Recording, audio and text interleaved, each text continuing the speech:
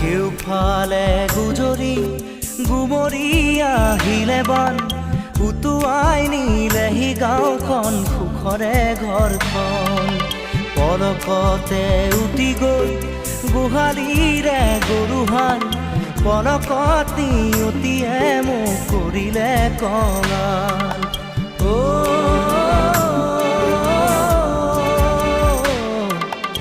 উটুৱাই নিলেহি গাঁওখন সুখৰে ঘৰখন